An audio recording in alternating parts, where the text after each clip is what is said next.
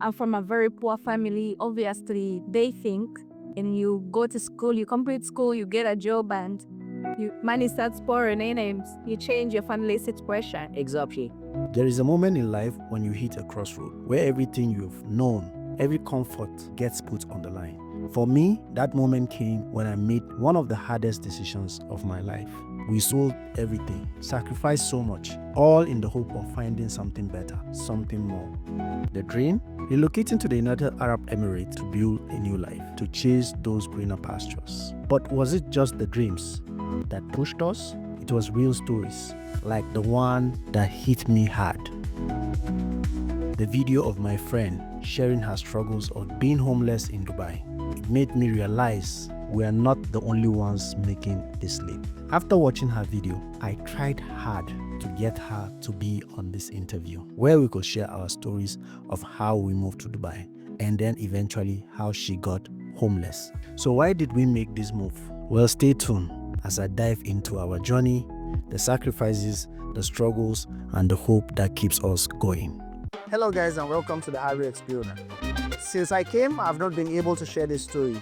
And today I have somebody who is also like me, who has left home and has experienced similar life. Today I'm here with Monica and we're going to share our story. Hello Monica. Hello, Harry. Can you tell us how you came from Uganda, yes, and all the way to Dubai?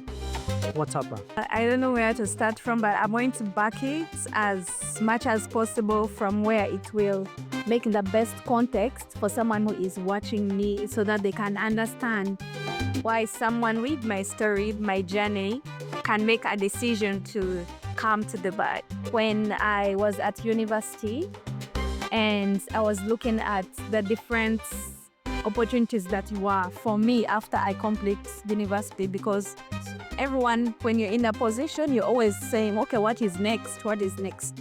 I had a book that was gifted to me from a friend who is currently an MP in the Ugandan Parliament, gifted me this book. The title is After University, What Next? So as I was reading that book, it was highlighting the unemployment rates in Uganda, which is very high. So I realized that life was going to be really, really hard after university. On university, I had a scholarship. It was going to be like an embarrassment. I'm from a very poor family. Obviously, they think, and you go to school, you complete school, you get a job, and money starts pouring in, and you change your family situation. And I realized that wasn't really true because of the unemployment rates in Uganda. So that is when I decided. I remember it was lockdown in Uganda. That was 2020. Yeah, I was watching so many different stories coming in from around the world. And I say, you know what? I think when I graduate, I am going to go to Dubai. Elected. I'm going to travel. Actually, not Dubai. It wasn't my first choice. Okay. I'm going to travel. I'm going to go to the US, Canada. Yeah, that I made the decision during lockdown. Fast forward, I have graduated and I tried to apply for different countries, the US, Canada. The visas, first of all, they were very expensive. There were so many scammers in Uganda who would take your money and do not give you the visa that you are looking for. And after the back and forth and not getting any visa to go to those countries, of course I knew people were coming to Dubai. So many Ugandans obviously are here in Dubai. I knew they were doing all these interesting jobs like maid, security. It's a medical graduate. I went to medical school. I graduated from medical school. I knew there is no way I'm going to the United Arab Emirates or all these Middle East countries to be these jobs. I said, no, I'm not going. But with more exposure, once you start digging into traveling abroad, once your online search is about traveling abroad, you get more information. What's in video, I realized that not everyone in Dubai is actually doing this. You also get jobs, yeah. And there are other operations. So I decided, you know what? I think I will go to Dubai. Yeah. That's when I made the decision And wasn't there. to Dubai. That is big. How was your journey deciding to come to Dubai and wow? In the first place, I would say I've always had this idea of traveling. Along the line, my family, a lot of people have traveled. My dad schooled in the UK, schooled in America, but always returned home. From the region of Nigeria where I come from, most of the people who travel abroad always find it much easier coming back home. We don't normally go to stay like from the other parts of Nigeria where most Nigerians come from. From the middle belt where I'm from and from the northern part of Nigeria, you find most of us that travel, They come back. we go back home. My dad was opportune to school at a very young age. Even though he had a young family then, he was in position to travel with his family if he had wanted, but he decided no, he goes to school, he comes back. And he came back and worked for the government. Somehow I knew I would travel someday, but when, I wasn't sure. And then suddenly, my dad passed on. After years, my mom got ill, and I stayed with my mom throughout our PNS. She had 2 kids, male and female, but I was the male, You and my sister, and I was the one who stayed mostly with her because I was very attached to my mom. You know, I'd gone to school, but I didn't have any tangible job. I decided, no, I need to do something with my hands. So I started doing some carpentry. I make food for events, small events like small parties. I make food for people for small parties.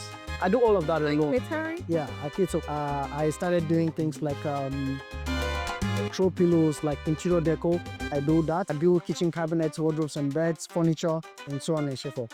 And it started growing. So again, my mother's illness relapsed and it got so bad, she lost her life. I felt so demoralized. In Nigeria, in fact, the house became something else for me. I was losing it anyway. My sister felt like if I was left within that environment, I could turn out to be something else because I was already in this unit. So she told me, we need to get you out of this country, but I don't know when, and then I don't know where. But all I need you to do is get a passport first. After my mother's funeral, I had a couple of thousands of naira then, not too much, but it was something close to getting a passport. She helped me to complete it and get a passport, and I did immediately. But I didn't get to travel immediately after I got the passport. It took a year. Because immediately after my mother's funeral, less than a week after the funeral, I got my passport. But country I was traveling to, I didn't know. Yeah, she was the one who took the passport, sent the passport to me, so she already photocopied it. I didn't have idea of where I was going to, but I knew I was going to travel. I have one of my younger sisters, cousin, but we grew up together, like, so I call her sister more or less than my cousin. She's in America. so after a while, I was thinking it was America. Then I got the message, your visa is out. Didn't know where to Dubai.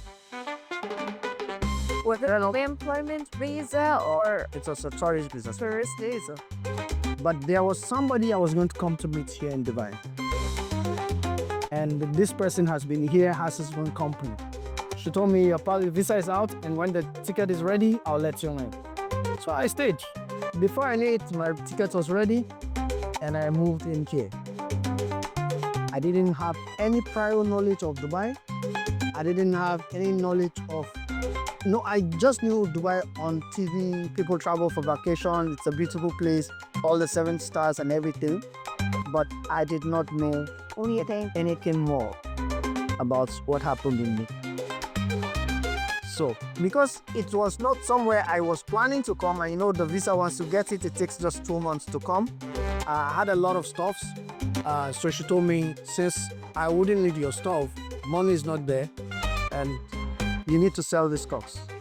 But deep inside me, I was having second thoughts. Like, what if I go and I don't like the place? You need to come back. I'll come back to my stuff. So I was reluctant on selling my things and doing some things, but finally I was able to get rid of some, and then I packed some of the things and kept somewhere.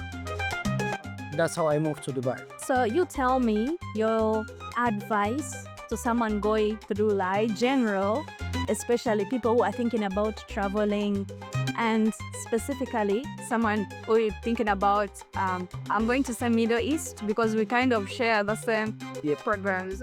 I'll tell anyone who is thinking of travel here, make your research. It's very important. And research is not limited to finding out from people's word of mouth. The internet is very, very much available. In as much as possible as you will find 10 positive videos about a particular place, you will find 50 negative videos about that same place. So it's an easier way for you to judge for yourself before you DC and make a decision. from the informed point of view. Exactly. Thank you for watching. I really appreciate you on this. I'm sure you would like to know how the story ends by making sure that you subscribe to the channel, share the video with somebody who is thinking of relocating either to the Gulf or somewhere else in life. Until I see you on the next one, I remain Harry Tigansa Jingina, and thank you, Monica, for being on the Harry Experience. Thank you so much, Harry. They say the wisest people, they learn from other people's experiences. Exactly. Bye.